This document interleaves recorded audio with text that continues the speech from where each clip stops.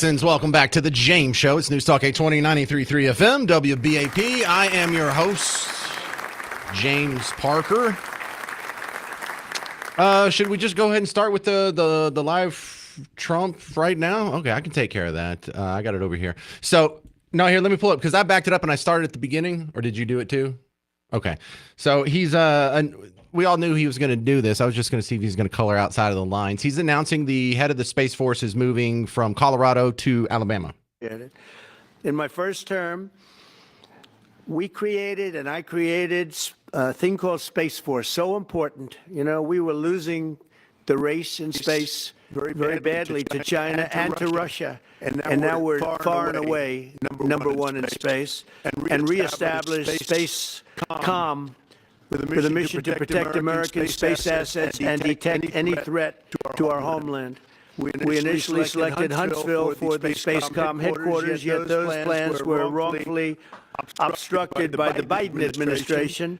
And as you know, they moved them to a different locale. And today we're moving forward with what we want to do and the place that we want to have this. And this will be there for hopefully hundreds of years. That's where it's going to be. I will say I want to thank Colorado. The problem I have with Colorado, one of the big problems, they do mail-in voting. They went to all mail-in voting.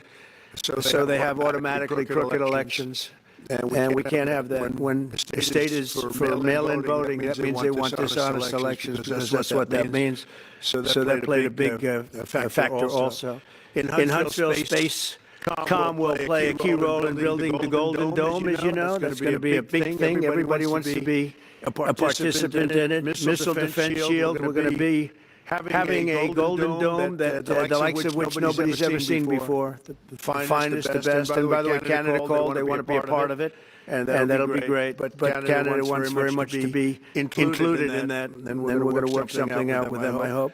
To also ensure that our technological capabilities, of which we're way ahead of anybody else, there's nobody close, remain unmatched long into the future. So I'd like to ask Secretary Hegseth to say a few words. He was very much. All right, we'll cut out of there here. The other part, because I was listening to this while you were listening to Train to update you on the news, he said something after all the guys got done here. I think I found it. Call me anymore. Don't talk about that subject, right? I promise.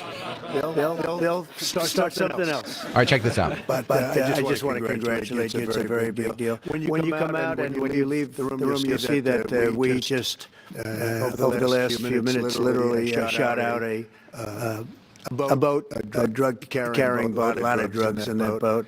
And you'll be seeing that, and you'll be reading about that. It just happened moments ago. And our great general, head of the Joint Chiefs of Staff, was so incredible, including what took place in Iran, knocking out potential nuclear power for a long time to come. I think within a month they would have had it. We didn't do what we did.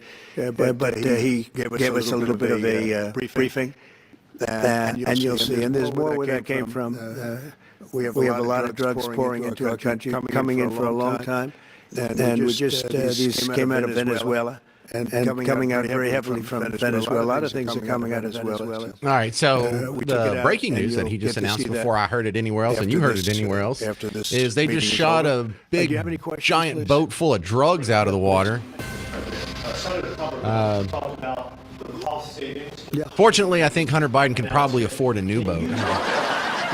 See what I did there? You know, 'cause he does a lot of drugs. Hunter Biden. All right, so that's the breaking news that was just happening. You heard it as the James Show is starting. President Trump announces the headquarters for the Space Force, which was originally intended for Huntsville, is now going to go back to Huntsville from Colorado. And this is just ugly sausage-making political garbage. I mean, I don't mind that he does it, but you know, only in government can the headquarters be decided by politics, because the headquarters being in Alabama, I mean, they may say because, well, Huntsville's Rocket City, and this is where NASA's had its, builds its rockets for the last 40-something, 50 years. And I mean, sure, but why is that there? That's also a government decision. And why would Biden move it to Colorado? And why would you want to move it back? Politics. The red states get rewarded with goodies when red state people are in power. And the blue state people, when they get in power, they take some of those goodies and they move them to blue states. And then when Team Red comes back into power, they move it back to the red state. And it may not seem like that big of a deal. And if this was in a vacuum, it kind of wouldn't be. But one of the greatest things that happened to us was political patronage that we did not deserve. The reason why the headquarters of NASA is in Houston and not where they build the rockets or not where they launch the rockets, it's somewhere completely else. Why? Because LBJ was the senator that was in charge of the project when it got passed through the Senate. Yeah, there's no better reason. It's not like we're the most qualified or we had the smartest kiddos. It's because the guy that was controlling the political process was sending goodies back to his home state. Now, that has been amazing for Texas because now Texas is the smartest place in the world. Starting in the 50s, starting because of LBJ and his grift, we moved thousands of the smartest people on planet Earth to a little place right outside of Houston, Friendswood, Cedar Creek, or Clear Creek. I don't know. My brother-in-law's from there. And that's the reason why the brain center for the rocket world is Houston. It is Space City because of that. Now, that's been great for us. It's been fantastic for us. But did we deserve it? Did we get it based on merits or because the senator who represented us was in a position of power when these decisions were made? I know. It's so childish. But have you ever looked at the space program? It's clearly, this is why government just stinks at these projects. They said, well, we're going to build the gas tanks in Mississippi. We're going to build the rockets in Alabama. The headquarters is going to be in Houston. The launch pad's going to be in Florida. What's that all based on? Because that's the best way, most efficient way, cost-effective way, safest way, most technologically advanced way to build rockets? Or because we broke it up and we spread out the goodies between people of influence in order to get their votes to get it all passed. That's what happened. I mean, and that's what's happening here. And it is what it is. It's ugly. It's how the sausage is made. But the point still remains: the Space Force is going to be based out of Alabama, of all places. All right, coming up next on the James Show, the Chicago situation is getting interesting, because they've been known for their criminal element and their problem with murders and violent crime. And they got to look at their cousins over in D.C. and say, hey, this National Guard deployment, they've now gone 2 full weeks without a murder. That might be nice over here. What's the argument against it?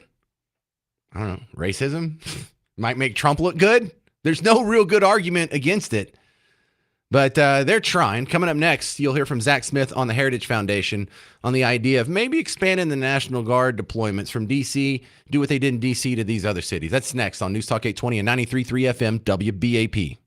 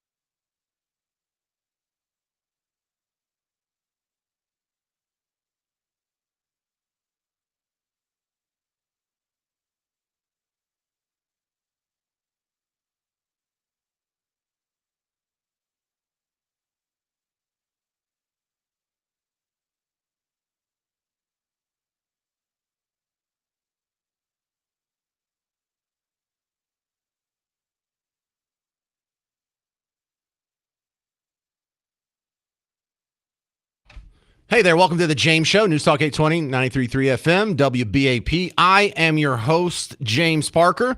What do you think about the DC going into Chicago? Because on the plus side, it's if what happens in DC happens in Chicago, lives will definitely be saved. But on the other hand, is it constitutional?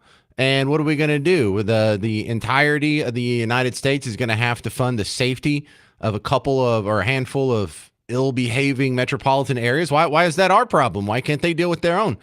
And then at this press conference Trump is just having on the break, I was listening to it again, and he said that the question isn't if we're going into Chicago. The question is when. Let me see. I want to see it end. Yeah. Here it is. Definitely going to send National Guard troops to Chicago. I didn't say when, but the answer is, look, Chicago's very interesting. Yeah, that's pretty much a yes. He just hasn't said when. Well, things just got a little more interesting. My next guest is Zach Smith, Heritage Foundation, America's #1 conservative think tank. Zach Smith, your thoughts on the breaking news? It's not an if, it's a when.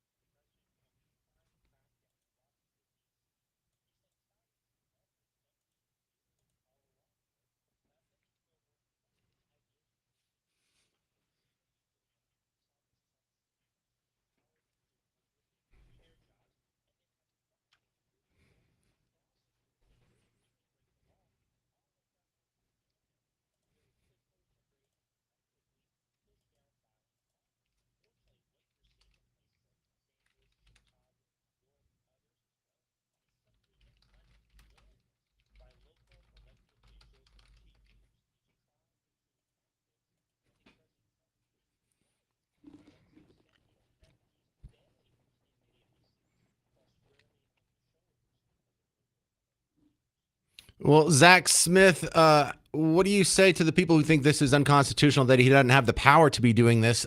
Judge just said the use of the National Guard in Los Angeles this summer was illegal. So is this going to pass muster with the courts?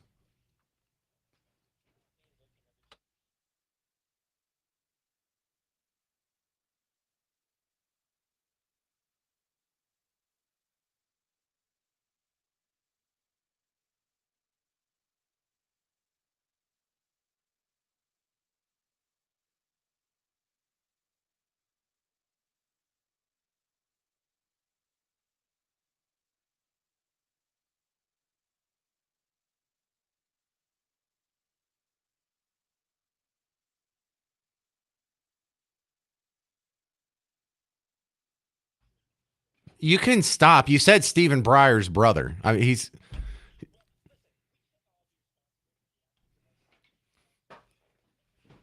probably has a Maoist star tattooed on his forehead.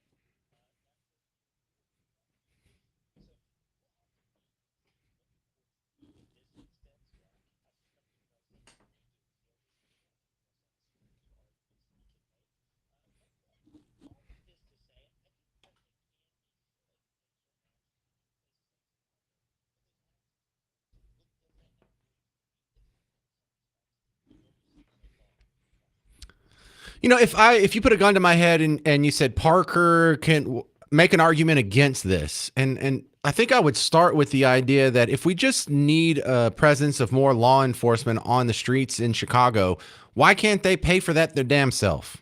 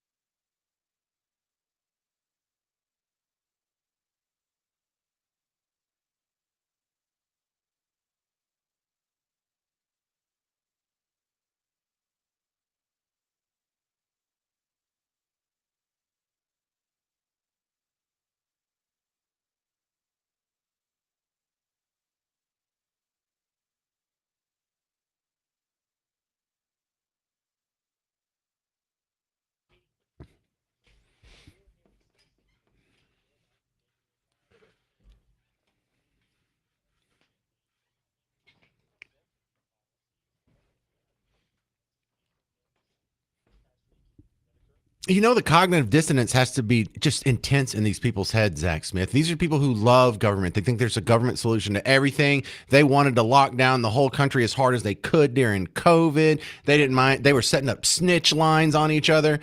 And now they're concerned about, oh, I don't know if the federal government really, is overreaching their constitutional bounds. Don't you think that they realize in their head that there's a little bit of double speak going on?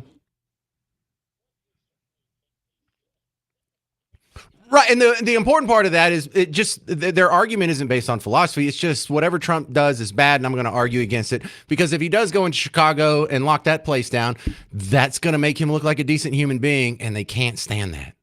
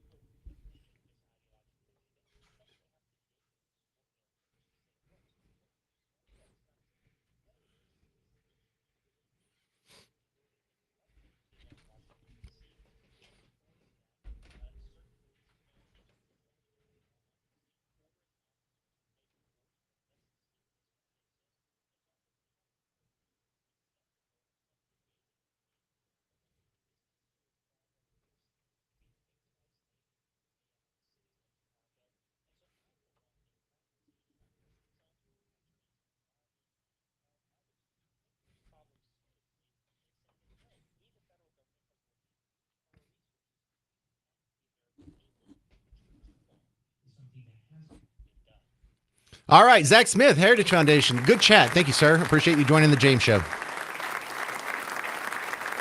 right, now coming up next, the thing I was just talking about Zach with, you'll hear some of the arguments. Brandon Johnson, the mayor of Chicago, spoke out against this yesterday, and I'll pull the comments and I'll tell you whether it falls short, but if I just let you guess on a pop quiz, you could probably guess where some of his criticism falls short. You'll hear it next on the James Show. And Trump, breaking news, just announced at the beginning of the show, the National Guard's going into Chicago. It's not if, it's when. 800-288-9227. I'm James Parker on News Talk 820, 93.3 FM, WBAP.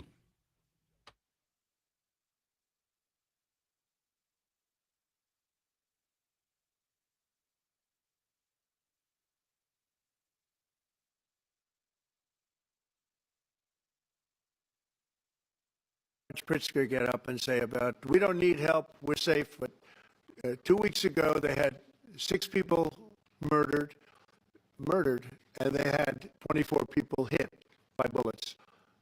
Last week, as you know, was 7 people, 24 people hit, and 7 people died. And then over the last 2 days, that was the crown jewel. They had, I guess, 9 killed, 9 or 10 killed, and 50 hit with bullets. And you have this governor, Get Up, who's a terrible governor. Probably he and Gavin Newsom would be probably the 2 worst and most naive. They're naive. Either they're naive or they're very untruthful.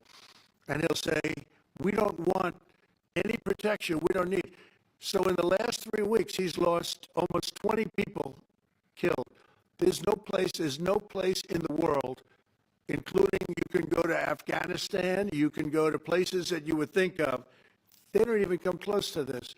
Chicago is a hellhole right now. Baltimore is a hellhole right now. Parts of Los Angeles are terrible. If we didn't put out the fires, and I mean the other fires, the bullet fires, they didn't do a good job with it. They should have had the water coming down, like I said. We had to release the water. We had to go in and release the water to LA.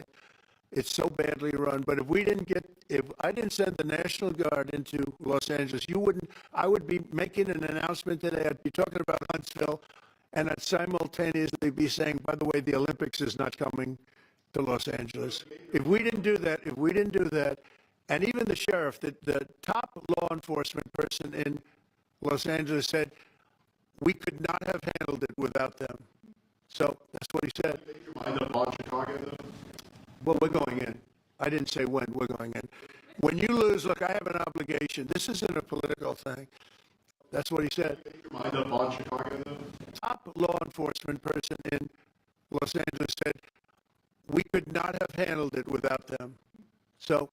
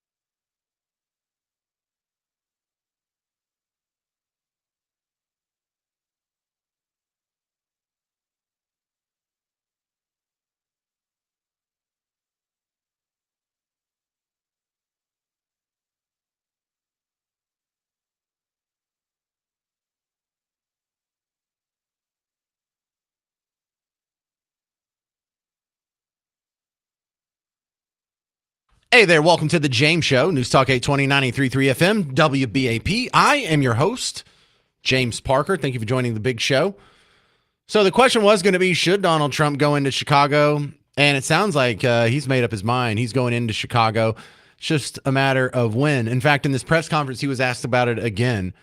Peter Doocy did a follow-up question on something else he was talking about, and he kind of reiterated, no, it's not an if, it's a when. That's what he said. End up on Chicago, though? Well, we're going in. I didn't say when. We're going in. When you lose, look, I have an obligation. This isn't a political thing. I have an obligation. When we lose, when 20 people are killed over the last 2.5 weeks, and 75 are shot with bullets. So let me tell you a little story about a place called D.C., District of Columbia, right here where we are. It's now a safe zone. We have no crime. It's in such great shape. You can go and actually walk with your children, your wife, your husband. You can walk right down the middle of the street. You're not going to be shot, Peter. You're safe. Yeah, and so that's a perfect walk-up to my next piece of audio. It's coming from Brandon Johnson, the mayor of Chicago. Now, if you are the mayor of one of these other cities and you do not want the DC the DC treatment, you don't want the National Guard deployment in your city, some good arguments would be, well, they tried it in DC and it didn't work, or they tried it in DC and this is what happened. They had this amount of crime beforehand and afterwards they had this amount of crime. So you would pound the facts if they were on your side. The facts are not on their side. They can't say, well, it made things worse, or we had a problem with the cops interrupting daily life, or we had many civil rights violations where the cops were arresting too many people or people who were innocent and it was proven to be a failure. He doesn't have that, though. So what's he doing? Just pounding the table. When you don't have the facts to pound, you pound the table. So no troops in Chicago. No federal troops in the city of Chicago. But why not? No militarized force in the city of Chicago. Why not? We're going to defend our democracy in the city of Chicago. Are you prepared to defend this land? If this president decides to continue to break this Constitution, it's going to be the labor movement that stitches it back together. Yeah, those union kids are going to string together a whole bunch of guns. And what are you going to do? You're going to shoot at the National Guard? This isn't Lexington and Concord. They're not coming to take away your guns or to take away your rights. They're coming to pick up the criminals that you won't let your own police force pick up. They're coming to patrol the streets in a way that you people left on your own devices don't feel like it's important enough to fight for. No, you don't need to fight the National Guard. You need to fight your neighbors that keep putting in people that don't want to patrol the streets, that don't want to fund the police, that think arresting criminals and keeping them in jail is some sort of violation of their human dignity. That's what you need. But he doesn't have the facts on his side. He could say, look, as much as I would like for the National Guard to be here and for us to be safer and have crime be reduced, it's just not in the Constitution. There has to be, I don't know, an act of Congress, or maybe an act of the city council, or maybe the governor of the state has to say something, or maybe the mayor has to do a decree or whatnot. But he doesn't have that either. And so what is the last refuge of the Team Blue scoundrel? Racism.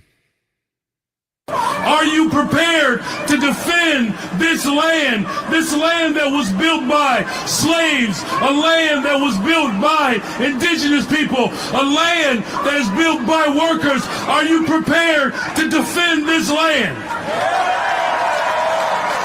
Yes, we had slaves 150 years ago, 160 years ago, whatever it is now. And so now we can't have the National Guard come in and save people from being shot in your own streets. Yeah, I don't think there's much of a connection there. And you got to think people are just dropping off the Team Blue bandwagon for reasons like this in droves.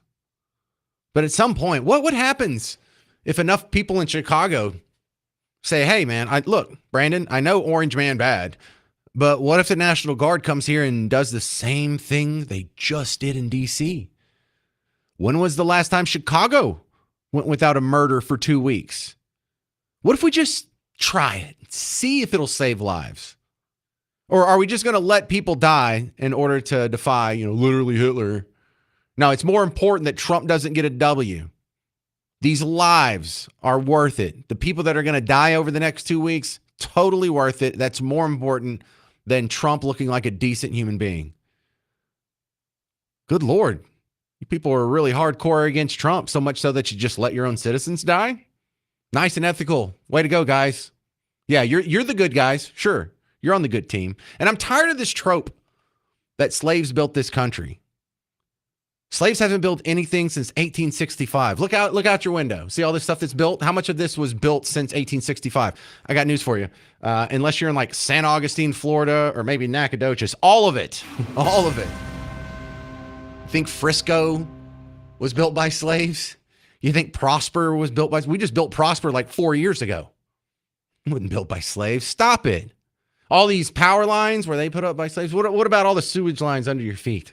What about all the infrastructure with the phone lines and the cell phone towers and the internet lines and the fiber optic cables? Fiber optic cables, was that laid by slaves? What are you people talking about? Even if you look, and give slaves their due, but they were only in 13 of the states out of a 50-state nation, only 13 of them had slavery. Only 2% of the population at any given time ever owned slaves. And that was just for less than 90 years. The first 89 years or so out of our now 250-year history. So I'm not saying they didn't build anything or that we shouldn't honor their legacy, and I'm not dehumanizing anybody here. I'm just saying, how much could they have possibly built of America in 2025? And if they get credit for being, in 13 of our 50 states for less than 90 years of our 250-year history, and it was the first years, and it was all 160 years ago, do white people get any credit for building this country? At least on the same par as the slaves? Because I'm damn sure we built more than the indigenous people. And that's not a slight to indigenous people. That's just, there's no way you can stretch that line that indigenous people did more to build this nation than white people or black people. That's just naked anti-white racism. And it's a backstop because you don't have any real criticism against Trump using the National Guard to save your own citizens in your own city. 800-288-9227. 800-288-9227. Should Chicago allow the National Guard? We'll continue this next on The James Show. News Talk 820 and 93.3 FM. WBAP.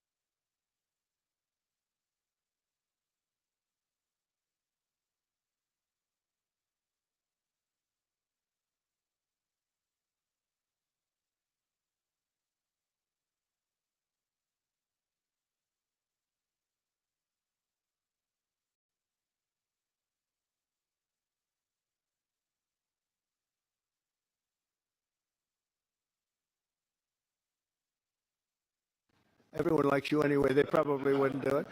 But it's so dangerous. And there are people in this audience that you've suffered greatly. There are people in this audience that have been mugged and hurt badly, and they don't want to talk about it. Maybe you were very brave in talking about it. You made quite an impression on a lot of people. I appreciate it. But there were other people in this room that have been hurt very badly just walking down the street in D.C. Washington, D.C. is a safe zone right now. It's a safe city. The restaurants are open. They're booming. You can't get a restaurant. New restaurants are announcing that they're going to be open. This took place in 12 days. Now it's 15 days, but 3 days ago it became what's known as a safe zone. It's a safe city. And this city was really bad. Really, really bad. We took 1,600 people out, hardcore criminals that will not be coming back anytime soon. And we're very proud of it. You know, to have our nation's capital lose every week, it's like years, many years, where every single week somebody was killed for many consecutive weeks. This went on for years. And then last week it was announced that nobody was killed last week. And I made that announcement in front of a very distinguished leader of a country. And I'm saying proudly, ladies and gentlemen, nobody was killed in Washington, D.C. this week. He looked at me like, what's that all about? I said, yeah, we have a little bit of a crime problem, and we don't have a crime problem in Washington anymore. And the mayor has been very helpful, and the police commissioner has been very helpful, and it's been a great team. And I would love to have Governor Pritzker call me. I gain respect for him and say, we do have a problem, and we'd love you to send in the troops, because you know what? The people, they have to be protected. I saw today on one of your networks, not a friendly network, except really the opposite, I would say, very unfriendly network, and they interviewed about 12 people on this morning. Most of them were African American, who were black, and they were saying, please, please, please let the president send in. These were people from Chicago. Please, we need help. We need help. We can't walk outside. We're petrified. If the governor of Illinois would call me up, I would love to do it. Now, we're going to do it anyway. We have the right to do it because I have an obligation to protect this country. And that includes Baltimore. I saw where Governor Moore was asking me to take a walk down the street of Baltimore. Well, Baltimore is a very unsafe place. It's rated number 4 in the city, one of the most unsafe places anywhere in the world. But, you know, we took care of it. This was a beautiful thing that happened in Washington because we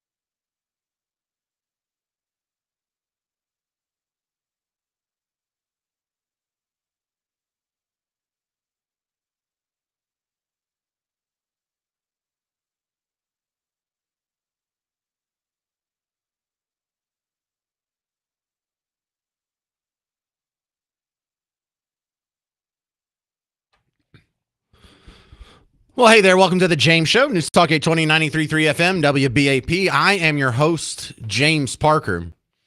And there are some legitimate criticisms that could be borne out from the National Guard being used to intervene in major American cities.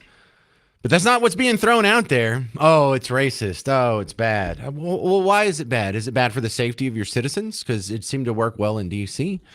Why is it bad? Are rights being violated? Did it decrease the standard of living for the residents of D.C.? No, that's not it.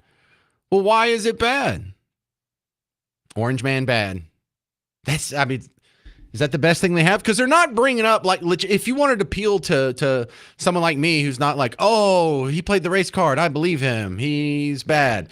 So I think there's a couple of approaches you could take in the fact that, well, sure, the National Guard might quieten things down, but when you pull them out, the problem will just come right back. So what are we going to have? A permanent occupation of our major American cities by the National Guard? Can we put a time limit on these? That's a legit criticism. Not blacks and indigenous people built this country, so we can't have the National Guard save primarily black people from being murdered in the street. So one thing we learned since the James Show began at a press conference right at 2 o'clock, Donald Trump said, oh, he's going into Chicago. It's not an if, it's a win.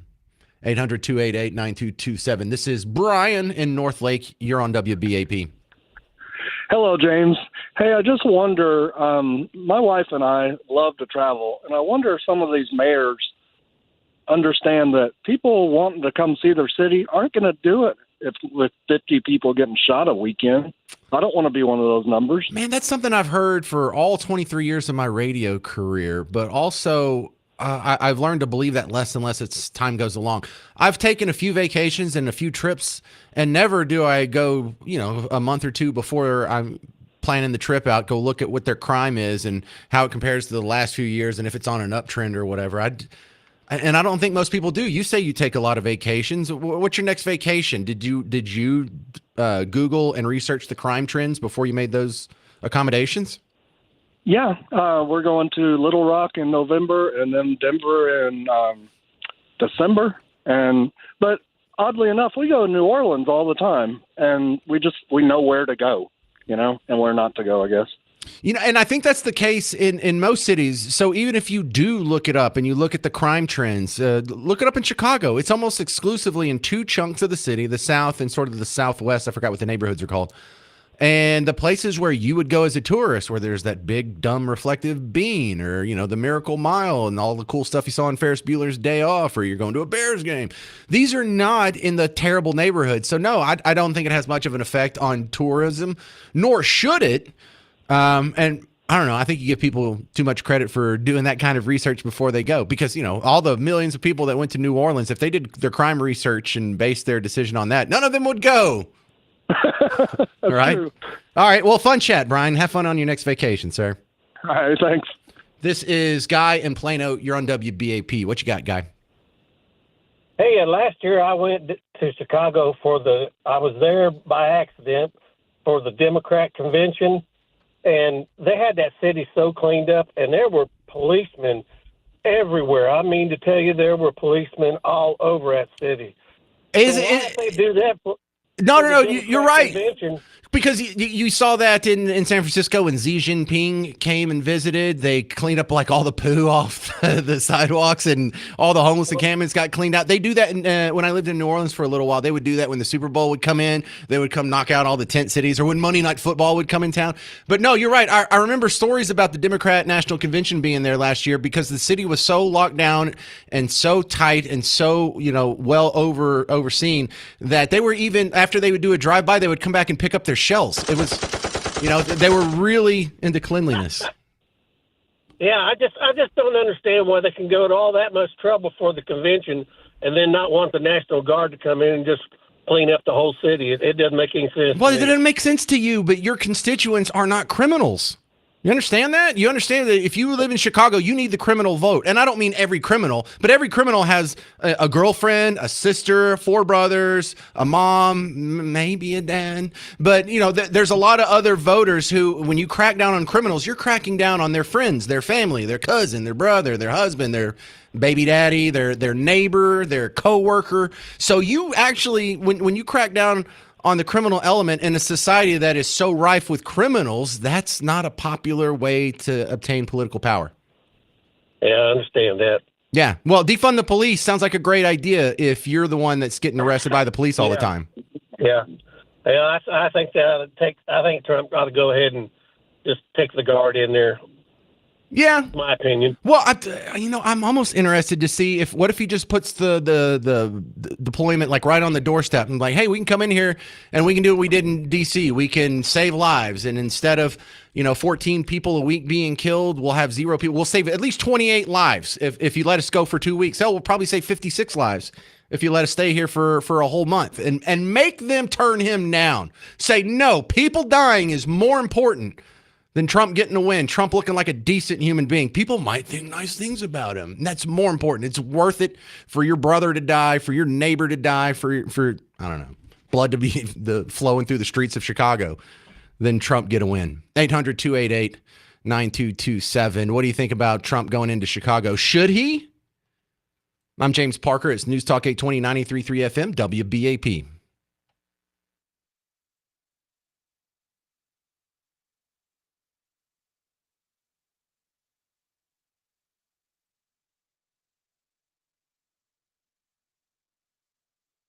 showed that it could be done. And this wasn't just any big, strong guys, and they are big and they are strong. You know, we had a great decision from the Supreme Court that had to do with sort of talent. It had to do with you are put down based on merit. You can hire based on merit. So merit for a soldier or for a policeman is strong, physically fit, having a certain ability, not a person that is woke and got the job through woke, but wasn't strong enough to lift a gun out of the holster, et cetera, et cetera. No, I looked at the police, as you know, last week I went over, we had a meeting that had to be 300 people, and they were all very impressive looking. And when the bad guys see them, they're not going to do a thing. And so I'm very proud of Washington. It serves as a template, and we're going to do it elsewhere. But Chicago is certainly going to be high. I would love to have him call. I would love the governor of Illinois. I'd be honored to take his call. All he has to do is say, sir, we need help. It's out of control. And everyone knows it is. He's not kidding anyone. I would love to have, I would say, Governor Moore call, because I watched him over the weekend trying to explain that Baltimore, what they need is housing. No, they don't need housing. They need to get rid of the criminals. These are hardcore criminals. You know, we took many people off the streets of Washington, D.C. They're hardcore. They're not going to be good. In 10 years, in 20 years, in 2 years, they're going to be criminals. They were born to be criminals, frankly. They were born to be criminals, and they're tough and mean, and they'll cut your throat, and they won't even think about it the next day. They won't even remember that they did it. And we're not going to have those people. Washington, D.C. is now a safe zone. It's a safe place. And you can walk, Katie, you can walk right down the street with, by the way, one of the biggest human beings I've ever seen, which is her husband. He was a football player for like 11 years in the NFL. He's a big person. But big doesn't mean anything when they have guns and when they have knives and everything else that they have, right? But you can walk right down the street, even by yourself, and you're totally safe. Washington, D.C. is a great thing. Yes, ma'am, please. Mr. President, as you're calling on Democratic leaders across the country to work with you on crime, do you see your efforts here in D.C., including, for example, working with Mayor Bowser here as a model to bring more bipartisanship in matters not only with crime, but also issues that matter to everyday American people's lives? So Mayor Bowser's been great. She could have taken the thing, oh, well, and then after I clean it up, they'll take credit for it. You know what they do is they take credit. Like, we cleaned up Los Angeles. We did a great job there. And it was overwhelming what was going on. And again, the police chief made a statement that we could not have done, there's no way they could handle it. You saw what was happening out there. It was going to be a disaster. We stopped it cold. If we didn't do that, would have been a very sad day. And, you know, remember, we have the Olympics, we have the World Cup, we have all these things coming, and we have 250, all of these things coming. But I watched Newsom get up and say, he's doing a great, he's not, we're the ones that did it, and that's okay, whatever it takes, but the main thing is, but he got up and said, we did it. Well, he didn't want us there, and he's going to need us again because it's starting to form again. I see it. It's starting to form again. You know, we have to maintain. It's like maintenance on an airplane. You can buy it, but you have to maintain it. And if you don't maintain it, a good plane becomes very unsafe very quickly. So it's an honor to do it. It's a lot of presidents wouldn't do what I'm doing. I don't need this heat, but when I watched television last night and I'm watching the news and I see that 9 people were killed in Chicago and 54 were badly wounded with bullets, I say, that's not this country. We have to do something. And I do say this, I say this very much. I'm not speaking to anybody but them right now.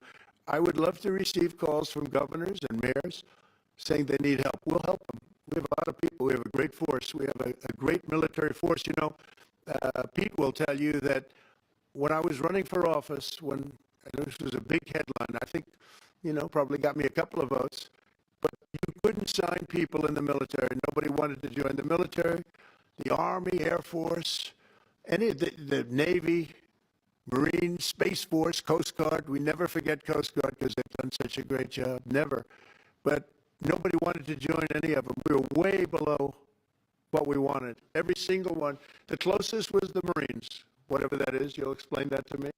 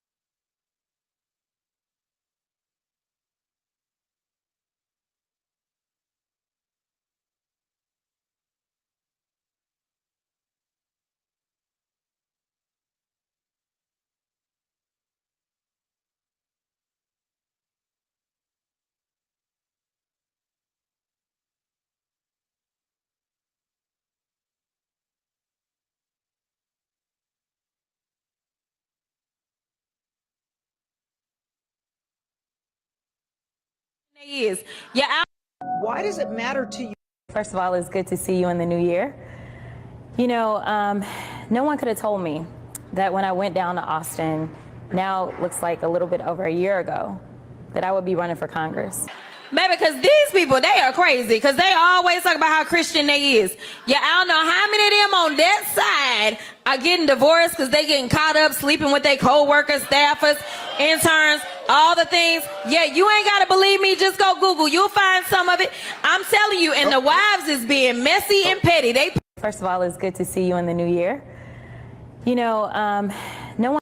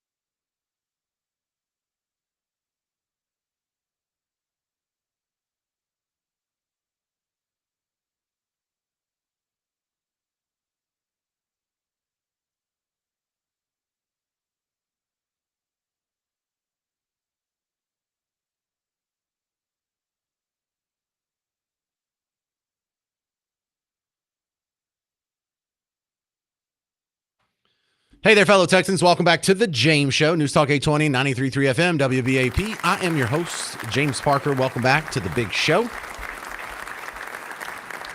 So we have Donald Trump saying that he's going to be taking his new National Guard operation, where they've figured out how to quell the unrest in major American inner cities.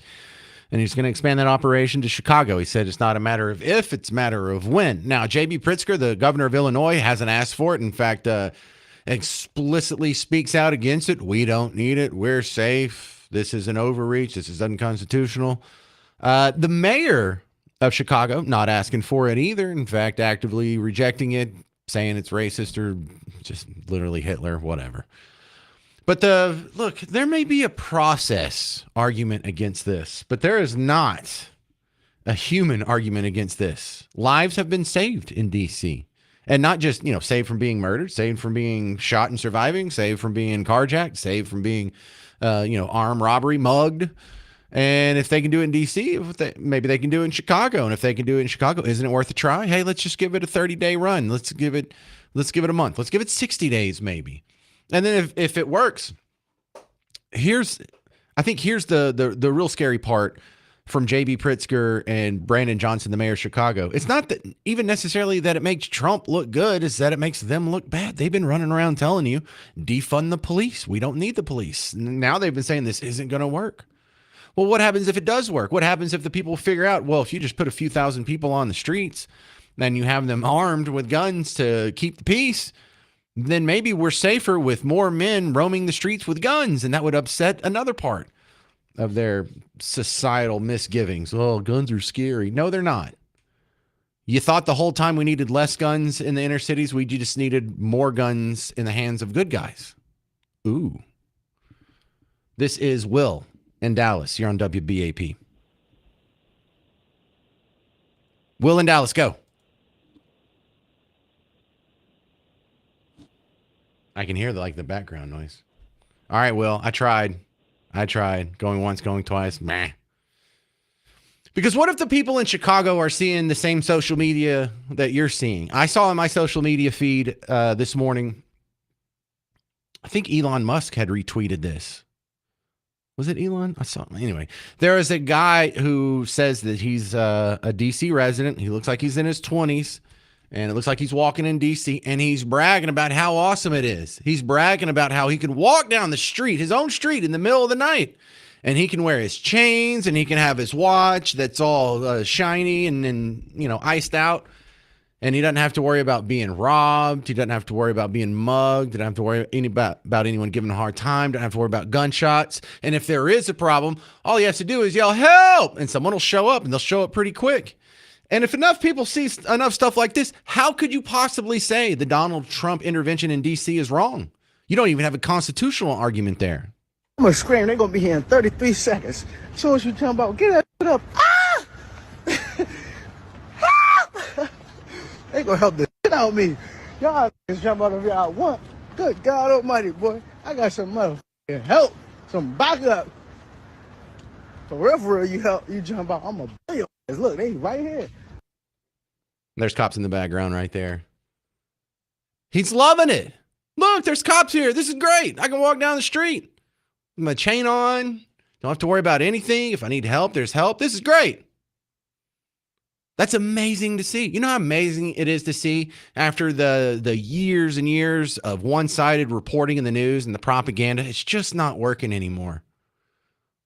You've been told that there's been a concerted effort to make especially inner city Americans think that police are just bloodthirsty racist monsters out to kill them for sport based on some sort of pre-existing racist animus. Turns out you have more of these guys on your street, things get better. This is the lesson that they had to be scared for their own people to learn. What if they find out the cops really don't hate them? Yeah, keep digging. Because if you do, you're going to find out the overwhelming majority, probably 95% of white people aren't racist, and we don't care about your skin tone. You're going to find out that gun owners, we don't want children to die. And it's going to turn out that the people who like tax cuts, we're not trying to transfer money to the rich people. You know, all these things, these lies, once one of them gets knocked over, it's almost like a row of dominoes. Because if you start questioning that, if you find out that, hey, you know, we were told the economy's going to crash by now. We were told in June, and then we were told again in January when Trump got inaugurated. We were told again in April when we had a little bit of downturn that the market's crashing. Now we're at all-time highs. You were told Biden was sharp as a tack right until he dropped out.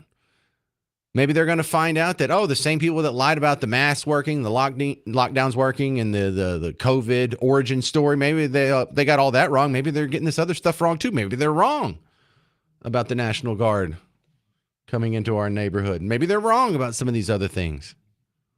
Keep digging. I really like the specter of this. I think some good things might actually come out of this. Coming up next on The James Show, we have a summit happening between three people that if they got together might actually cause some problems for the United States. India, Russia, China, they're having a summit. If they can get together and actually work together, what does that mean for us? James Varney from Real Clear Politics will break it down for you next on The James Show. News Talk 820, 93.3 FM, WBAP.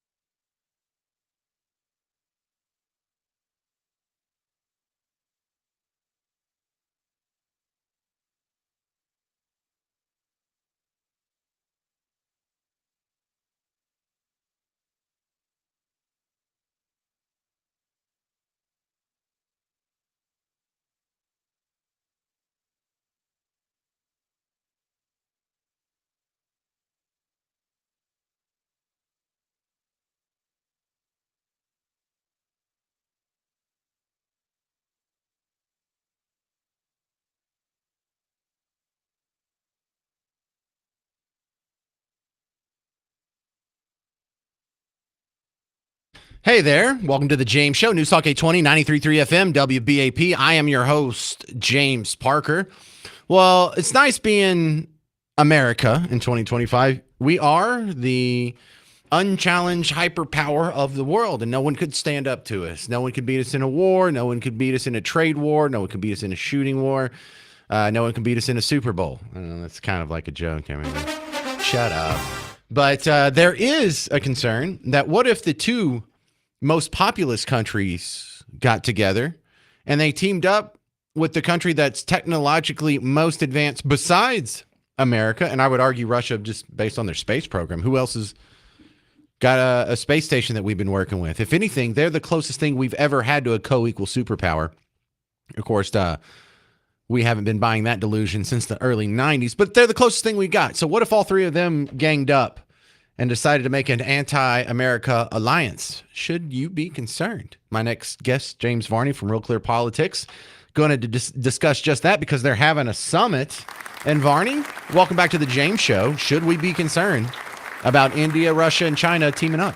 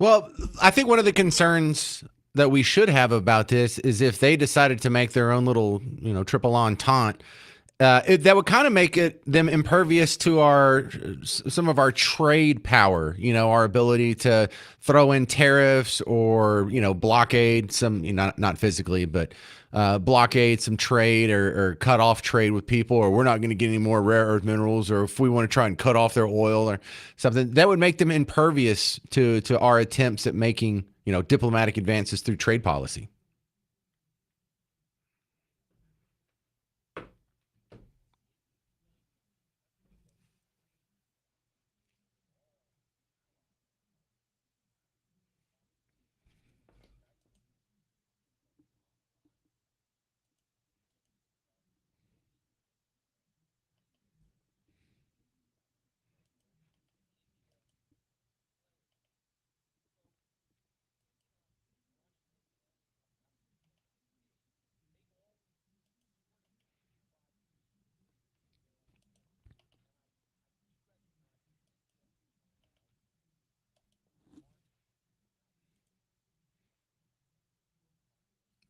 Yeah.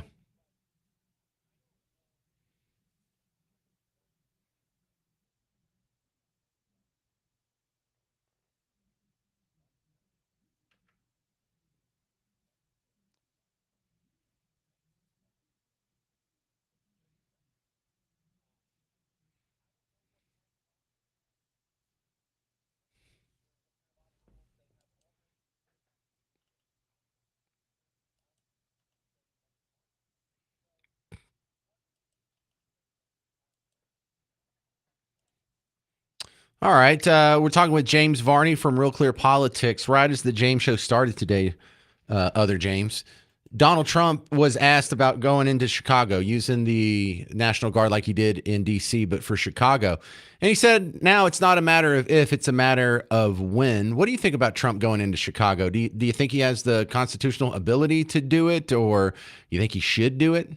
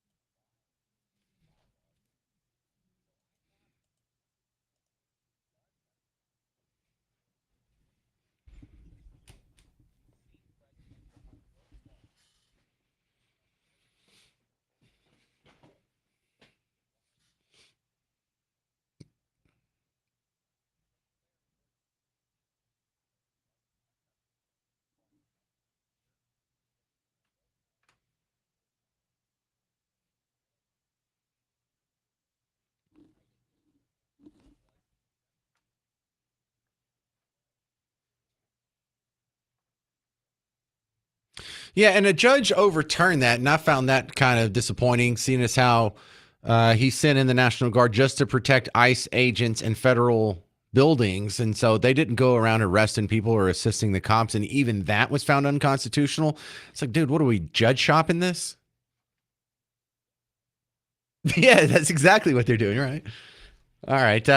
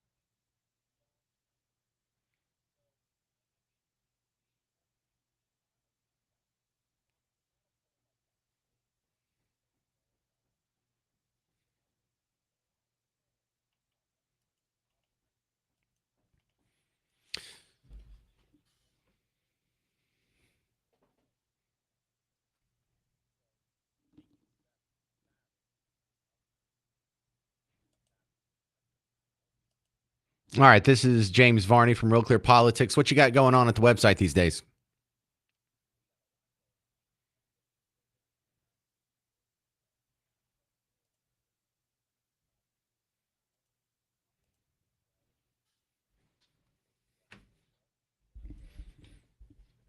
Good stuff. Thank you very much. This is James Varney from Real Clear Politics. Coming up next on The James Show, trending over the weekend, Trump is dead, and some media influencers are claiming Trump's having a health crisis that's being covered up. Also, the rumor that The Simpsons predicted his death for last month. I'll run you through this. You'll hear it next on The James Show, because this is all just a bold move for people who are defending Biden a year ago and his health issues. I'm James Parker. It's News Talk 820, 93.3 FM, WBAP.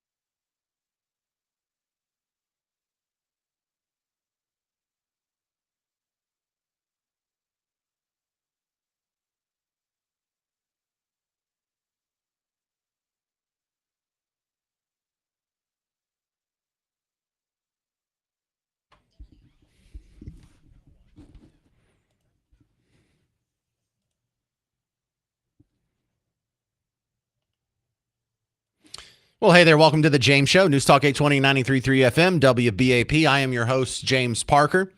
Well, the top story of the day somehow ended up being Chicago. And this was all steered at the beginning of the James Show. Donald Trump had a press conference where he was announcing the Space Force is moving their headquarters from Colorado back to Alabama. I think they're just moving it back because Nick Saban left is the deal with that. But he was asked about the possibility of moving troops into D.C. because like he did in D.C., but doing that in other towns like Chicago. And he said, Chicago, that's a done deal. It's not an if, it's a win. So that became the top story immediately because there's constitutional questions around it. There's political aspirations from the people who are trying to shoot this down. But there doesn't seem to be any helpful review of the body count when people are making these decisions. Now, is there? And next, we're going to talk about the weird internet rumor that kind of dominated the last week's trending topics and Donald Trump's health. But first, we talk to Rick in Dallas. You're on WBAP. What's up, Rick? Right on. Great show.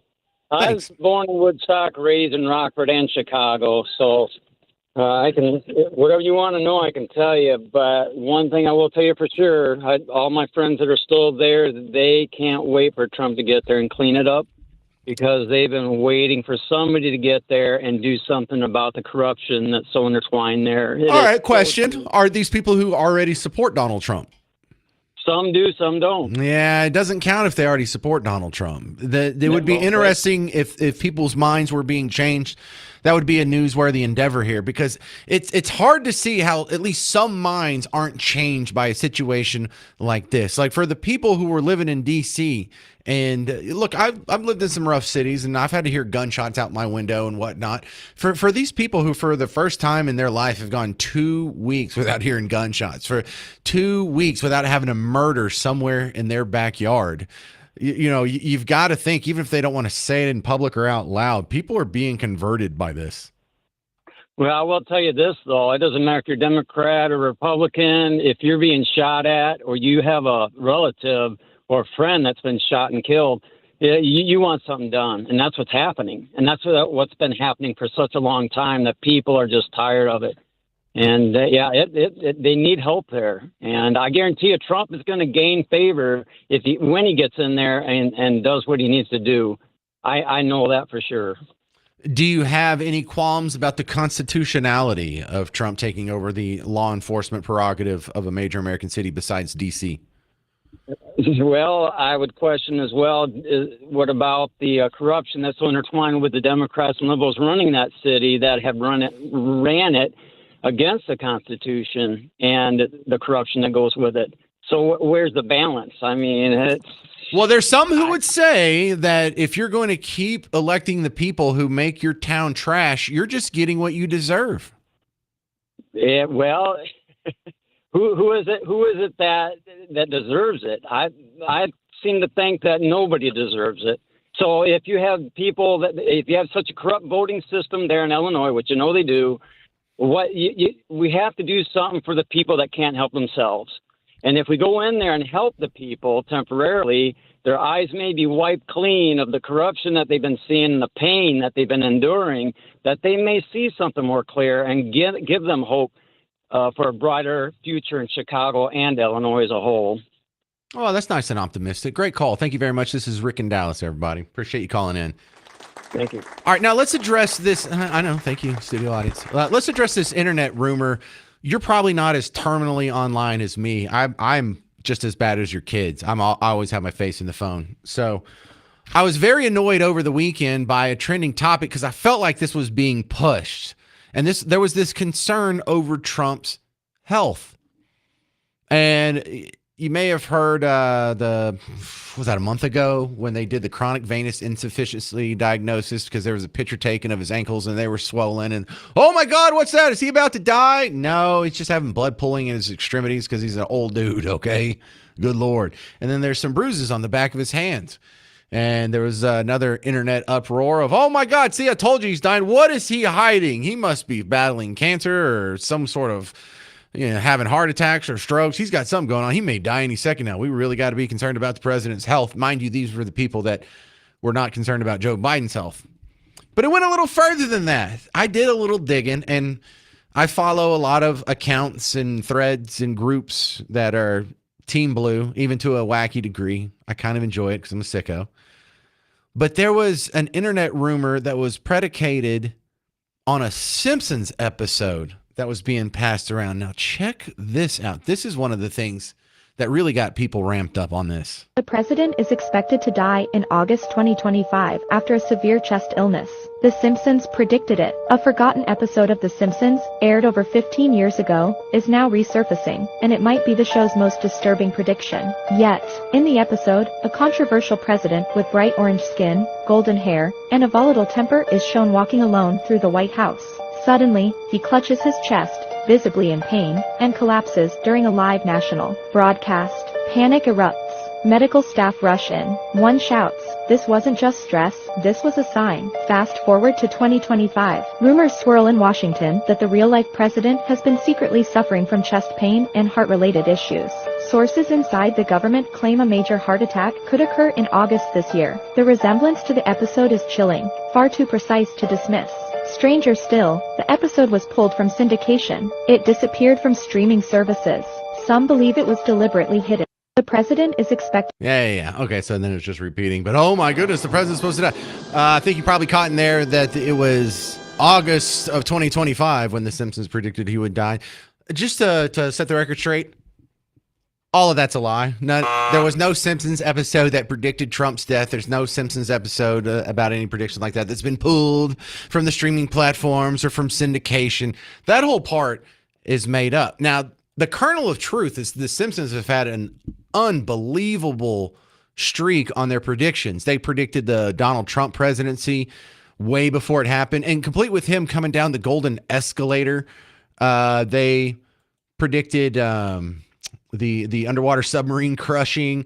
They predicted the purple pantsuits on Kamala Harris. There was the purple pantsuit episode where Lisa becomes the first female president, and she's wearing the exact same suit Kamala was wearing, with the exact same necklace Kamala was wearing when she was sworn in as vice president, or something to that effect.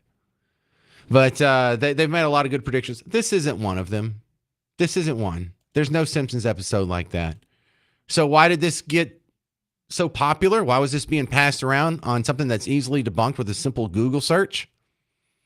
These people have been conditioned, brainwashed if you want to call it, to hate Trump so much that Trump death porn makes them feel good.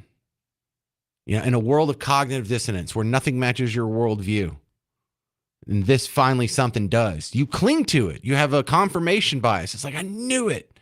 I knew he's a terrible person that was on death. Or maybe they just hoped he was. But Trump derangement syndrome has broken some people. Trump derangement syndrome is something that and it's not endemic to Trump. They had Bush derangement syndrome, and whoever comes after Trump, they're going to have that derangement syndrome too. But whatever this derangement syndrome that they've got going on, this is a real disorder. I mean, this is something that it deserves to be in the textbooks. It was so easy to just do a couple of searches and prove that wrong. And it was one of the top 10 trending topics over the weekend on some platforms. Insane. We live in insane times. All right. Coming up next on the James Show, it looks like I got a couple callers lined up, but also 100 or so new laws go into effect in Texas this week. Here's some of the new rules that we all have to live by coming up on the James Show. 800-288-9227. This is News Talk 820 and 93.3 FM WBAP.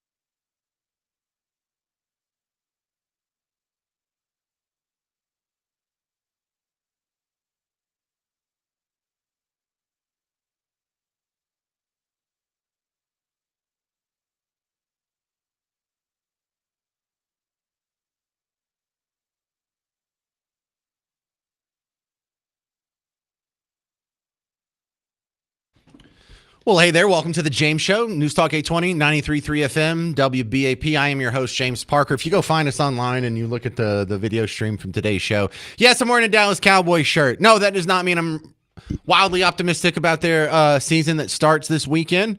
Not at all. Not at all. In fact, I walked over to Chipotle for lunch. I walked in the front door, and there was a guy that was, I can assume, a Cowboys fan. He goes, "Hey, Dallas Cowboys, great shirt. How you think they're doing?" Or he goes, "What do you think they're doing this year?" And I said, "Nothing. 7-10 if they're lucky." He's like, "Oh, sorry about that." I was like, "Well, it's not up to me. I didn't trade Micah Parsons away." Coming up on the James Show, some of the new laws in Texas that we all have to live by. A bunch of them went into effect yesterday, but you weren't listening to the show yesterday that I was here doing. So we'll get you caught up. But first, let's talk to Michael in Irving. You're on WBAP. What's on your mind, Michael? Thank you. I wanted to say that I disagree with you a little bit on this Trump health issue. I don't think it's Trump derangement syndrome. I think it's Trump desperation syndrome, because the left is so desperate for an idea that gets traction against him, since they're on the wrong side of every 80-20 issue, that they're just throwing anything out there and hoping it sticks. So it's not derangement, it's desperation, because if they don't think they're desperate, they ought to think that, because they're so far behind the power curve on just about everything. Well, I'm not saying you're wrong in your assessment on why they're doing it. I'm not sure if I would call it desperation, because it's not like, well, we tried everything else and now we're just resorting to personal attacks. The personal attacks were there from the jump, that from the very beginning. So this has been going on. Like, think of it like this, Michael and Irving. How many times have the people who have Trump derangement system, the people who actually believe all that garbage, how many times have they been told Trump's going to go to prison? They've been told that he's just months away, weeks away from prison for like a decade now. Yeah, he's gonna go to prison, and he's gonna run for a third term, and he's gonna be a dictator, and all the other lies they've been told. Well, I mean, some of them have to be snapping out of it, though. I mean, they were told that he would go to prison like 100 times. Like, oh, he's going to be in prison any day now. It'll be for the Stormy Daniels thing. It'll be for the E. Jean Carroll thing. It'll be for the Letitia James thing. It'll be for the Georgia vote, whatever thing that they had. You know, they had the 90-something charges in 4 different jurisdictions and a couple of civil suits going on against them. And when people... When you train them to expect that someone's going to be punished and they don't get punished, these people get upset and they just need the next thing, because like they hate this guy so much. Please, something bad happened to him, and you just give them that glimmer of hope, like, well, maybe he's having some medical issues, and they just jump on it like a magnet, just snapping onto the refrigerator. They're like, I believe this now. That's right. He's got health problems. Please, God, I hope he dies soon. Absolutely. You and me will agree to agree. Yeah, right. Agree to agree. We should use that more instead of agree to disagree. I like that. Yes, Michael, your call was very combobulated. It was very well put together. Thank you. All right. Well, look, we'll get into some of the new laws that we have to live by in Texas coming up. And the problem is, just generally speaking, is there's, I think, over 100 new laws that we all have to live by. Did you get a list of them? Did I get a list of them? We have to, what are we supposed to do? Go out, seek this out, memorize it, and then adjust our life accordingly? Nobody does that. And there's just something inherently unethical about living in a system where you're forced to live by a number of laws that any one person couldn't possibly keep up with. That's not the rule of law. That's not what that means. And that's not a fair way to arrange society. If you can't do your taxes by yourself, then the tax code's too complicated. Anyway, we'll go over some of the new rules next that we all have to live by here in Texas, just because yesterday was September 1st. Find out next on The James Show. I'm James Parker. It's News Talk 820, 93.3 FM, WBAP.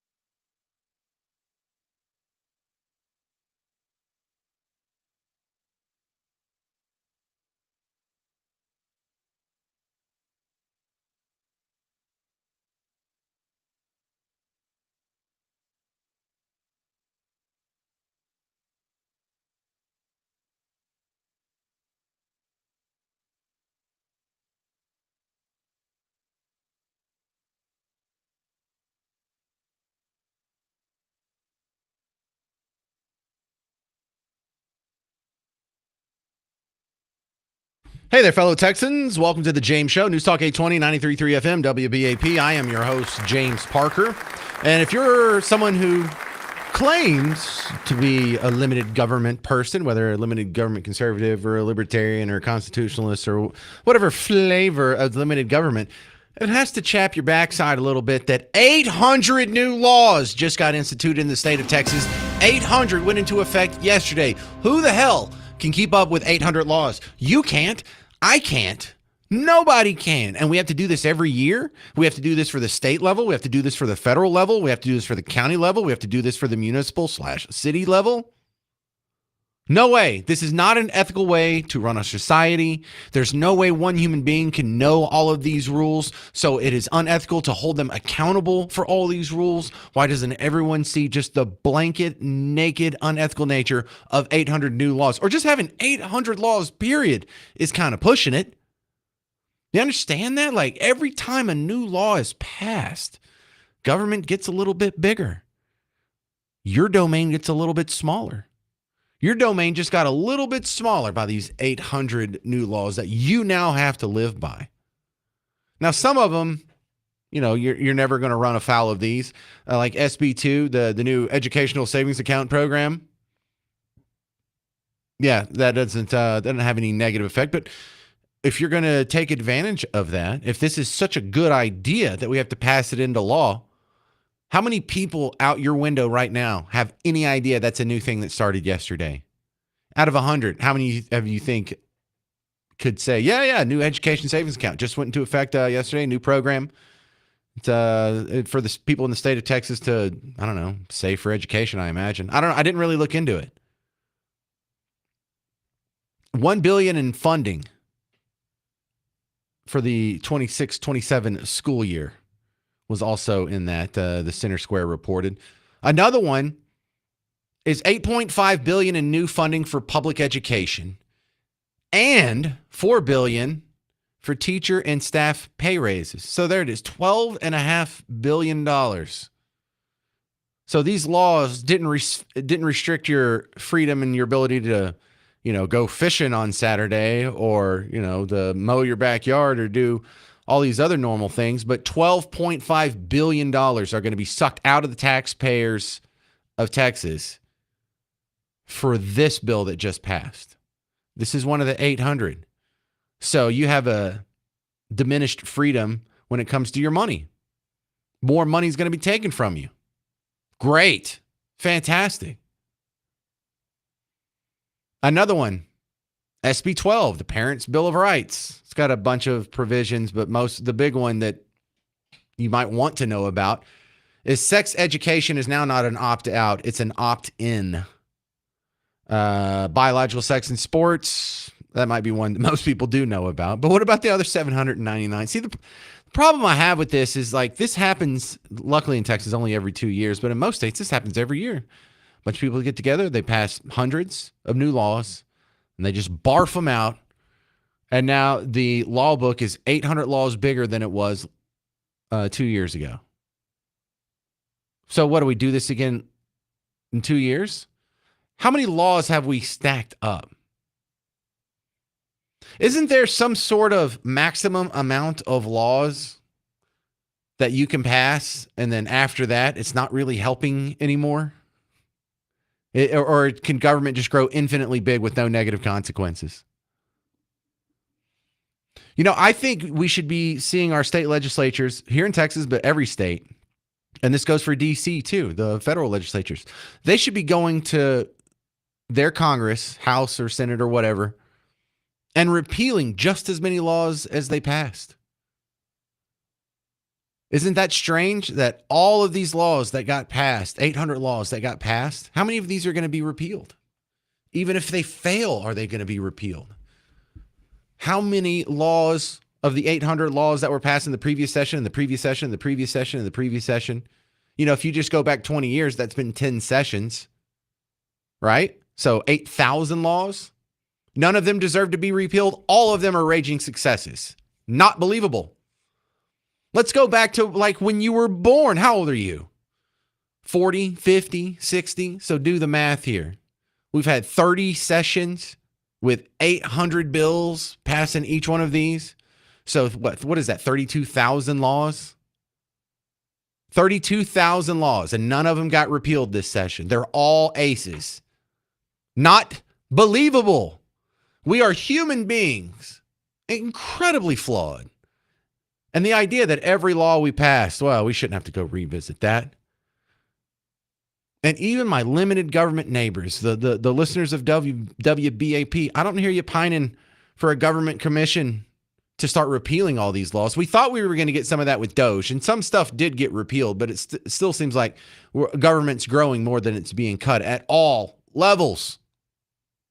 And even here in Texas, we do this. Even here in Texas, we just stand by and get 800 new laws thrown at us, and we just take it. How much of their money did they have to spend? How high do your taxes have to get? How restricted does your freedom have to be? Now, I understand why most people are okay with this. It's all you've ever known.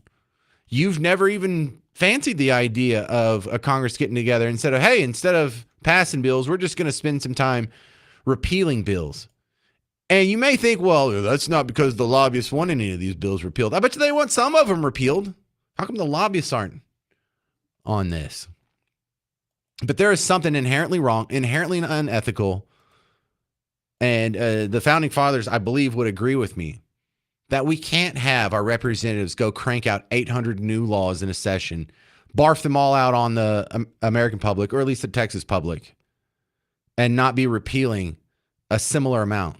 You can't just do that every year over and over and over since, 1836, or I don't know, you want to count 1845? You want to count the Reconstruction Constitution? What do you want? So for over 100 years, for your entire life, they just go past hundreds of new laws, and almost none of them get repealed. There is something absolutely not right about that. Coming up next on The James Show, Dr. Matt Chalmers is going to come on, and he's going to give us his thoughts on this whole bruised hand, Trump health issues, and the crazy internet rumors surrounding it, because the whole country was going nuts over the weekend about it. But is there even a kernel of truth to it? You'll hear from a doctor next on The James Show. 800-288-9227. I'm James Parker on News Talk 820, 93.3 FM, WBAP.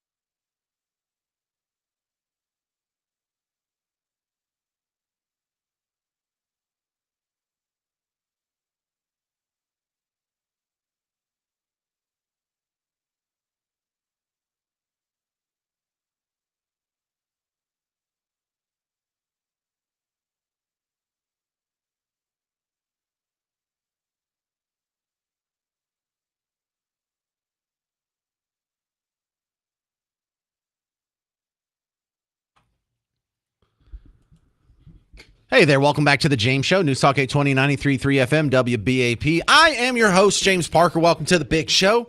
We were talking about one of the trending topics over the weekend and really for the last week or so has been Donald Trump's health. And there's been this online movement to try where people are taking still shots from videos and they're like, you see his ankles, you add that plus the spot on his hand, you see the color changing in his hair, you see the color changing in his skin or his breathing or his stance or his posture or something. And they're trying to piece together some, I don't know, Trump health panic. And it's just fear porn for people who hate Trump. But is there any truth to it? Well, let's ask someone who knows a little bit more than me. Dr. Matt Chalmers coming back on the James Show. Welcome back, Dr. Matt. Good to have you back on. Okay, first, so let's start with the legit Trump health concerns. Chronic venous insufficiency, something that was announced at the beginning of the summer, if I remember correctly. Is that something of concern, or is that just normal pooling of blood in the extremities and has no effect on the guy?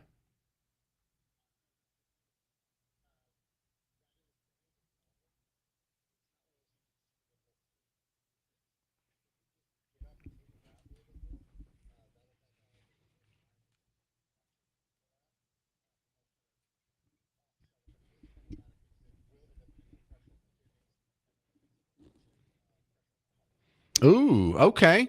So, and that just comes from the little one-way valves in the veins kind of getting loose. Is that, do I have that correct?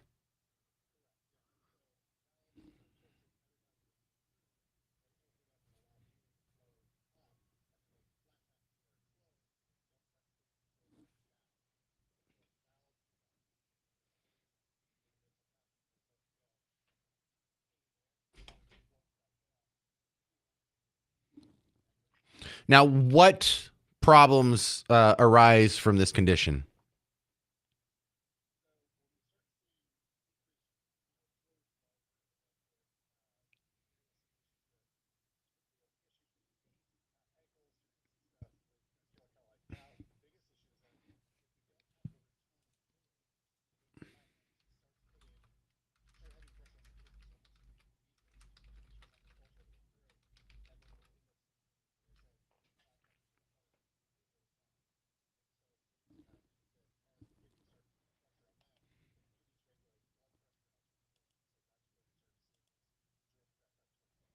All right, Dr. Chalmers, some people use the next point of evidence as the splotches on his hand.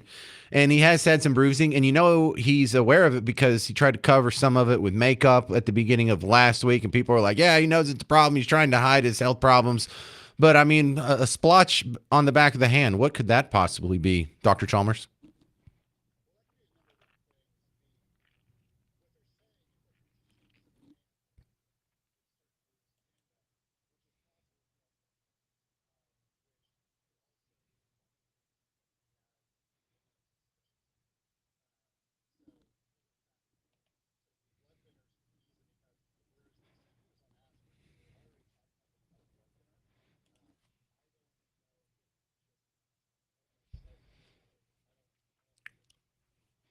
Well, what about they say he has some curious, concerning changes in his hair color and skin color?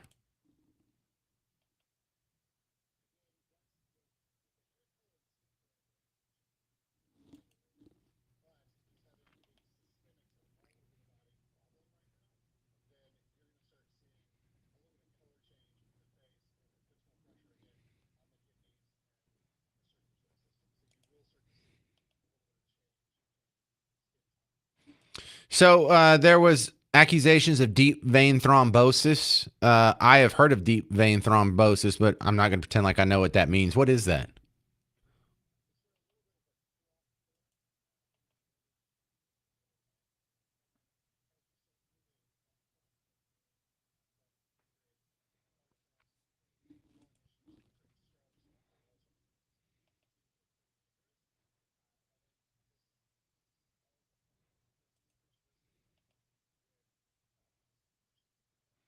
I hear you. All right, we're talking with Dr. Chalmers and about Donald Trump's health issues. If you did have to say that you're concerned about some aspect of his health, well, what comes to mind?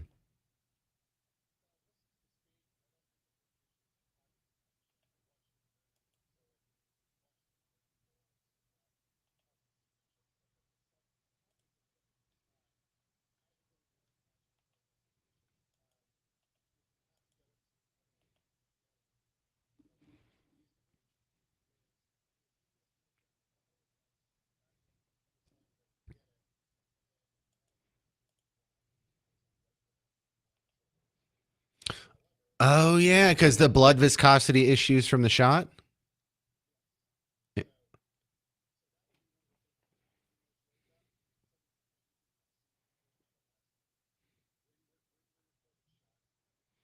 Oh, man.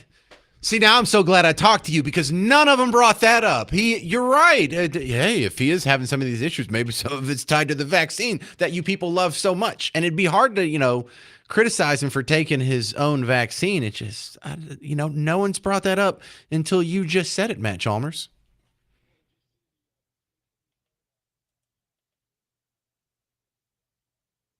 No, I didn't see it. When? Today? Okay.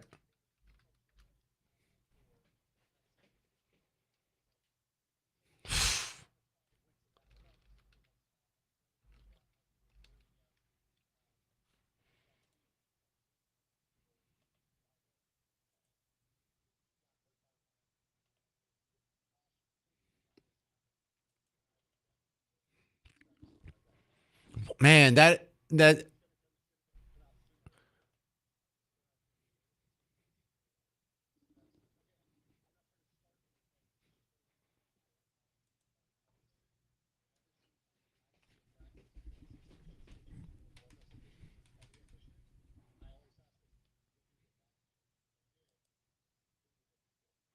Oh, you know what? I'm doing some looking here, and yeah, I've seen some people claim that Trump has turned against Operation Warp Speed, which I thought was always going to be a problem since he was the guy behind it. He was the guy who gave us the vaccine. He would be real reluctant to criticize it or look into it or tell the truth about it or admit that there's some negative consequences to it. But if he is being affected negatively, that looks like it's changing his mind. That's not good for him, and that's not good, on a human being level. But for the fact that we may now actually have both sides that want to get to the bottom of this story, that's a little optimism comes with that news. What else, Matt? What else do I not know from the point of view of a doctor?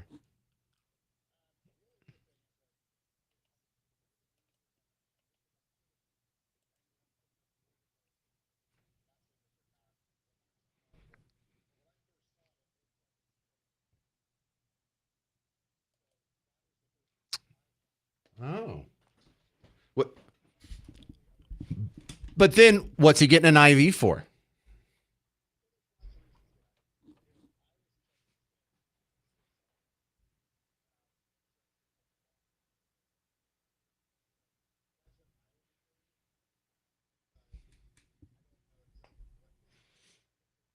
Yeah, well, bro, I haven't had an IV since I broke my arm when I was 7 years old. So I am very ignorant of the medical system. Thank you very much. Dr. Matt Chalmers, how do they find your great work online? And aren't you? And where are you located? You're over here off like Greenville or something?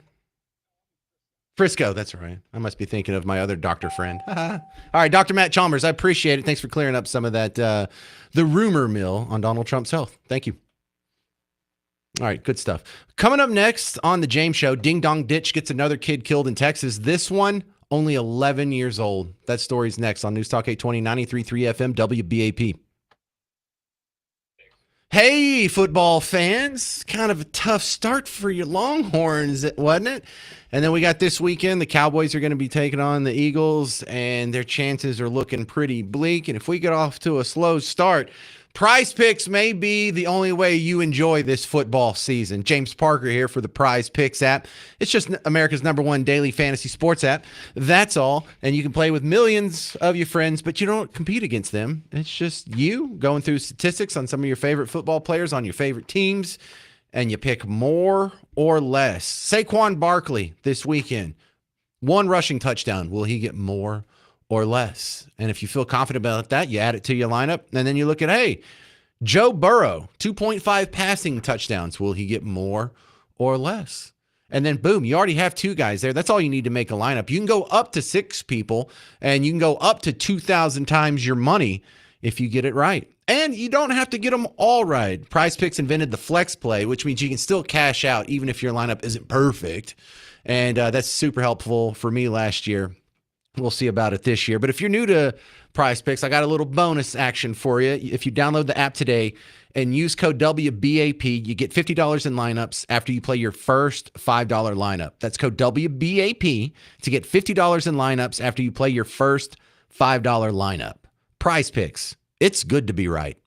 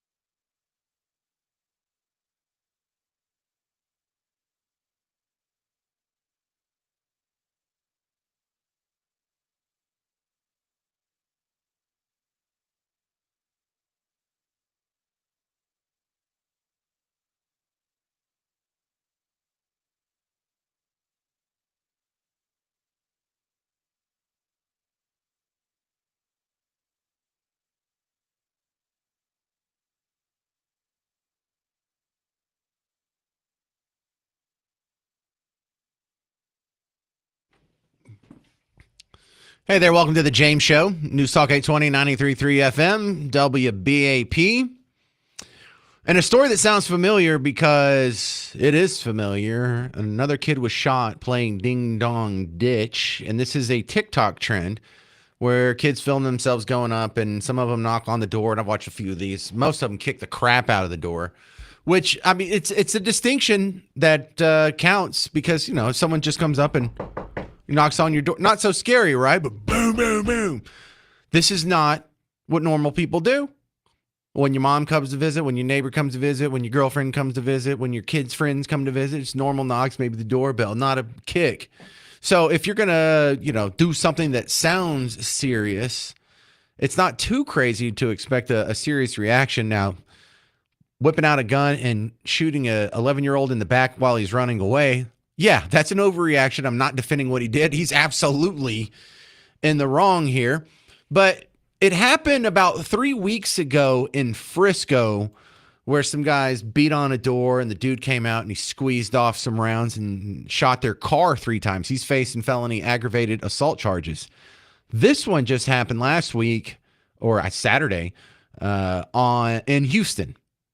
11-year-old goes up. He has his friends recording him, kicks the crap out of the door, runs away. He gets shot, taken to the hospital, dies. Now, unfortunately, we're in the weird situation where what do you do with the guy that did the shooting there? He was detained, he was questioned, he was released, but so far, no arrests have been made. The investigation is ongoing. He's probably, I assume he's going to catch some charges, but, you know, if we have the Castle Doctrine and he felt like he was being threatened and, you know, is there a legal middle ground here? I don't know. That sounds like quite a bit of, as pro-gun as I am, I don't know if you can make an excuse for shooting someone who rang your doorbell and then ran off. We have some other stories, and these things make national news because they make guns look scary. So you're going to hear about all of these. But in May of this year, a Virginia man was charged with murder for shooting an 18-year-old who was rung his doorbell. There was a story about a guy who was shooting through the door at the pranksters. And then there was a guy a couple of years ago in California. He was convicted on 3 counts of first-degree murder for killing 3 teenage boys. And he didn't shoot them. He chased them down in his car and rammed them after they rang his doorbell as a prank. But Ding Dong Ditch, getting people killed out there. Ding Dong Ditch, it's annoying. You shouldn't do it. But it's not a death sentence. It's not that bad. Can we all just calm down a little bit? I don't know. Are these people doing this in terrible neighborhoods where violence is common or people have a right to feel threatened? Because Frisco doesn't sound very dangerous to me. I don't know all the scenarios around here. But this is a tough one because 11 years old.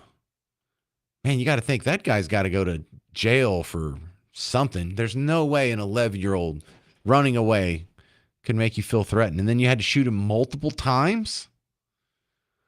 I'll be glad when this trend's over. 800-288-9227, 800-288-9227.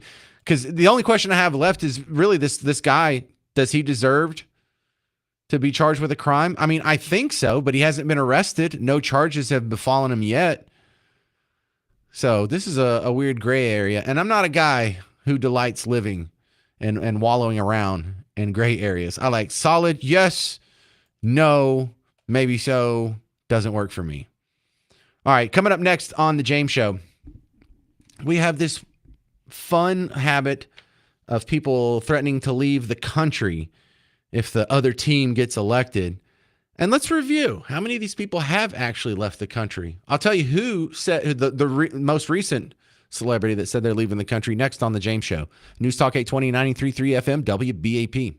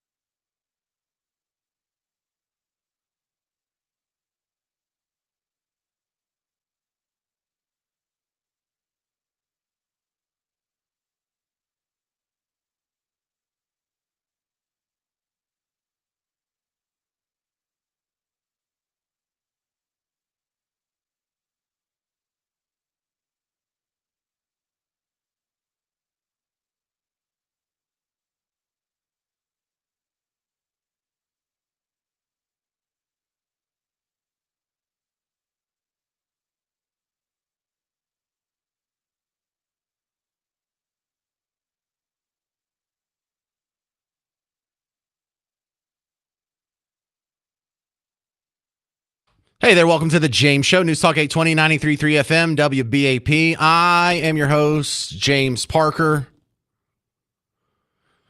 You know, I really wish a lot of people would follow up on their threats to leave the country when, the other person gets elected. Because, you saw this when Trump got elected in 2016. You saw the threats in 2020. And, of course, it happened again in 2024. But make no mistake, people were saying the same thing about George Bush. People were saying the same thing about Ronald Reagan. People were saying... So it's nothing new. It's just a common trope. Just to try and, number one, paint a picture of how terrible the other person is.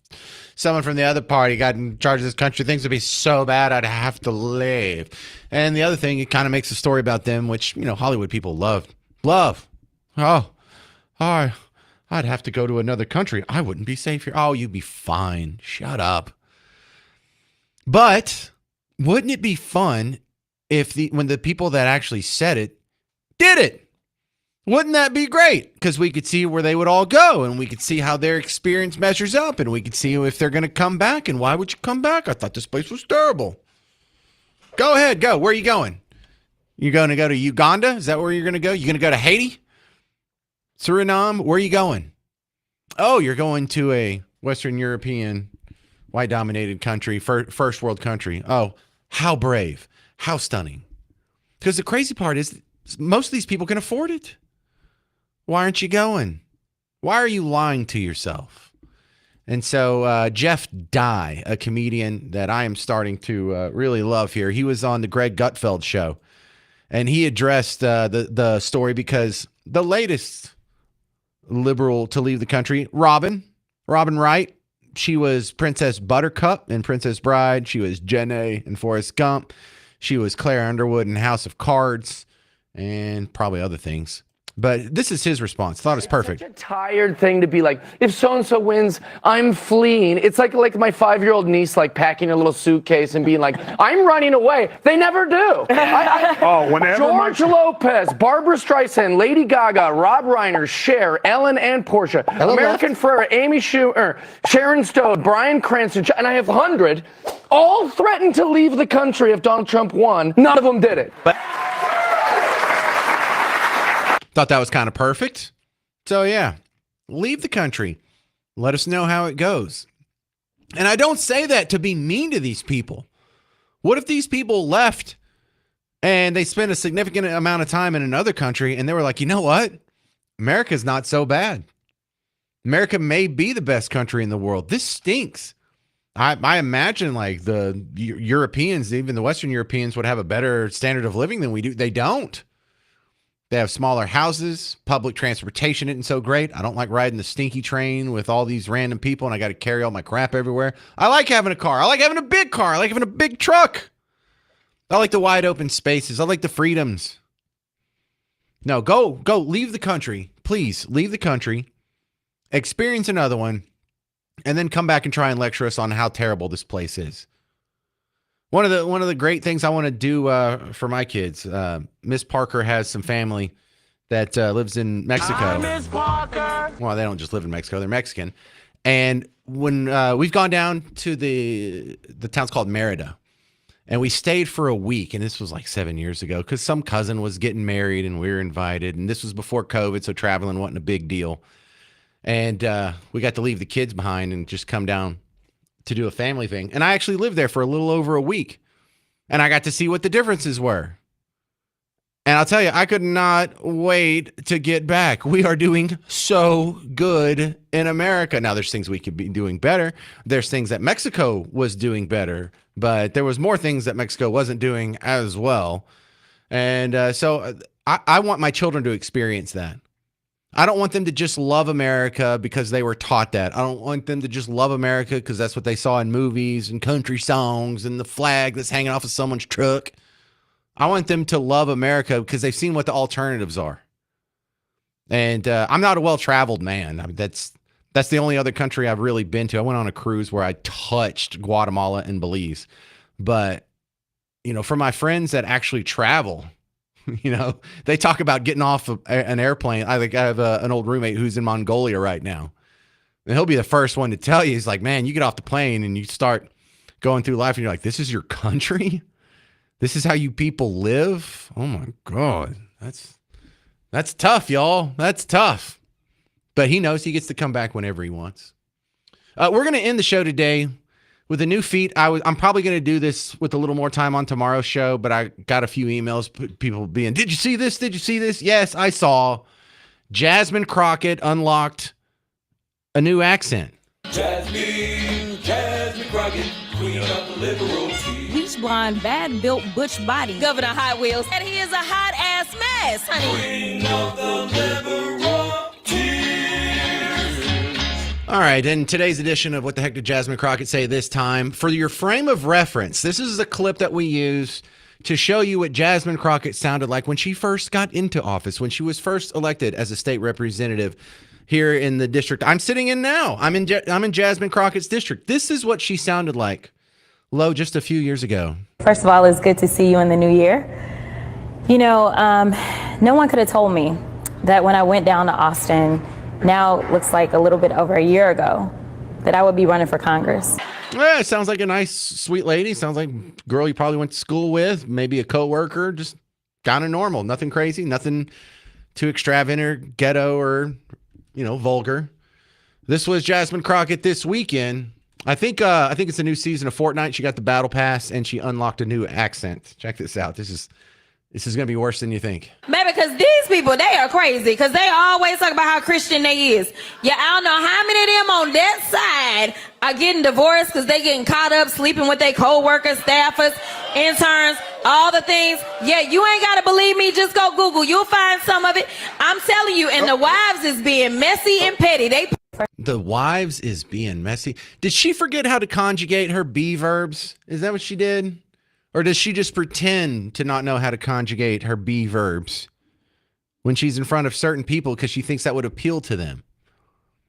And if that is the case, if she's in front of a group of people and she's like, well, these people will appreciate bad grammar. In fact, they won't look down on bad grammar. It will be a source of authenticity and street cred for me. And on top of that, these people are stupid enough to believe that this is how I really talk. It's not just a little thing where you're code switching depending on what situation you're in. I realize you don't talk to your buddies at the bar the same way you talk to the guy across the desk at a job interview. Totally understandable. But this comes with a big fat insult. She thinks you're low class. She thinks you don't know how to conjugate your verbs and you like people who don't know how to conjugate your verbs, and she just wallows in just chosen performative ignorance. And she thinks you're too stupid to notice. Here's the funny part. It's working. She's not wrong. All right, that's going to do it for the James Show. Stick around. Mark Levin's coming up next. If you need more James Show action, go check out the podcast, WBAP.com, WBAP app. I'm James Parker. This has been the James Show, News Talk 820, 93.3 FM, WBAP.